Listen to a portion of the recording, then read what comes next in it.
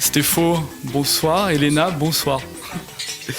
C'est une histoire, je sais pas triste. Moi, je n'ai pas trouvé que c'était triste, mais ça ramène aussi à ce qu'on peut connaître autour de nous. Moi, j'en connais des histoires comme ça, d'un ami, entre autres, qui a su qu'il avait une fille. Il avait 58 ans ou 59 ans, et il a appris qu'il avait une fille de 25 ans. Et donc, cette pièce me rappelle cette histoire de cet ami qui m'avait raconté ça à la terrasse d'un café un jour. Alors moi, ce qui me vient comme question, c'est quand on joue ce rôle-là, qu'on est obligé de se replonger dans une histoire, est-ce qu'on est obligé d'aller chercher un petit peu de vécu comme ça ? Moi, personnellement, mon père, je l'aime beaucoup, ma mère aussi, donc pas du tout. Mais en fait...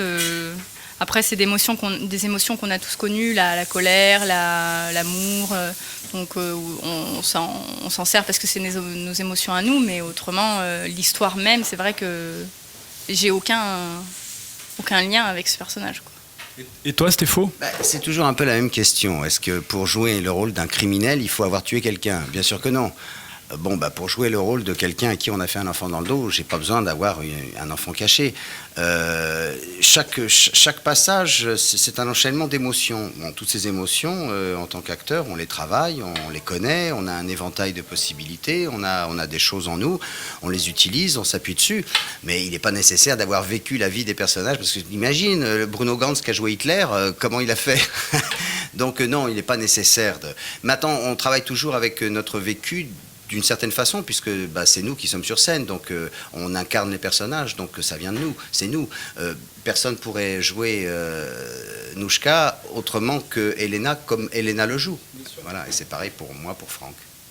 Alors bon, ils sont en train d'enlever le décor, parce que peut-être qu'il y a d'autres pièces juste après. C'est pour ça qu'il y a un petit peu de bruit derrière, voilà. Alors Elena, toi tu as 22 ans, 23 ans. Est-ce que c'est ton premier festival à Avignon ou est-ce que tu as déjà aussi participé comme ça à d'aller... Excuse-moi. Oui, j'avais déjà fait ma création il y a 2 ans, qui s'appelait Une vie en rôle, et c'est mon 2e festival en fait. J'avais fait en 2006, 2007, voilà. Donc c'est toujours éprouvant le festival, parce qu'on joue tous les soirs, il y a 1000 spectacles, il faut exister parmi tout cela, et c'est une belle aventure.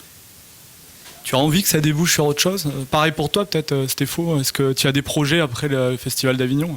Oui, j'ai des projets, bien sûr, mais il ne faut pas oublier quel est l'objectif au Festival d'Avignon. L'objectif au Festival d'Avignon, c'est de vendre. C'est-à-dire qu'on propose des spectacles dans l'optique de les vendre pour la saison suivante.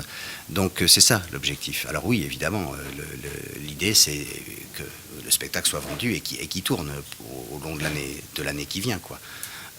Voilà, maintenant, moi aussi, c'est mon 2e festival. J'ai fait mon premier en 2005 sur une adaptation que j'avais co-écrite avec Marek Avibic, qui était une adaptation de Jonathan Livingstone Le Goéland. Voilà. Et j'en ai gardé un merveilleux souvenir. Vous avez un mot à dire tous les deux pour faire venir le... Alors, c'est une toute petite salle, puisque je crois que quand il y a 16 ou 17 ou 18 personnes, c'est complet. C'est une vingtaine de personnes, Une vingtaine, voilà. Ouais. Alors, ça se situe donc, à côté de la rue des Teinturiers, c'est dans ce quartier-là, tous les soirs. À 21h. Et le lieu ? L'art en scène. L'art en scène, ouais. Ok, ben voilà. Donc à voir, moi j'ai aimé, donc voilà.